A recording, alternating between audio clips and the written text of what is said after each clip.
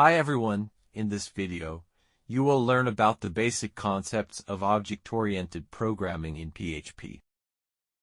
Since PHP 5, you can also write PHP code in an object-oriented style. In procedural programming, you focus on writing functions or procedures that perform operations on data, whereas in object-oriented programming, you create objects that encapsulate both data and methods, which are basically functions. Object-oriented programming, which is also called OOP, offers several advantages over procedural programming, which are: OOP can be more efficient and easier to execute. OOP provides a clear and organized structure for programs. OOP promotes the why don't repeat yourself principle, making the code easier to maintain, modify, and debug. OOP enables the creation of fully reusable applications, resulting in reduced code and faster development times. Classes and objects.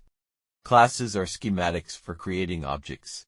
A class defines the properties, attributes, and methods functions that objects created from the class will have. Objects are instances of classes, containing specific data and behaviors as defined by their respective class. Each object of the same class can have unique values for its properties while sharing the same structure and methods. Now we'll look at an example. In this example, we have a class car having two properties, make and model, along with methods to set and retrieve their values for objects created via this class.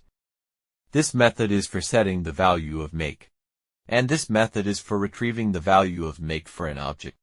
This method is for setting the value of model, and this method is for retrieving the value of model for an object.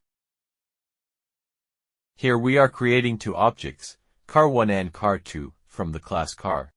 Here you can see that we are using the set_make and set_model methods for setting the value of make and model for these objects. And here we are retrieving those values using the get_make and get_model methods, as you can see in this output. This was a basic PHP object-oriented programming introduction. Watch the next videos in this playlist to learn more about OOP.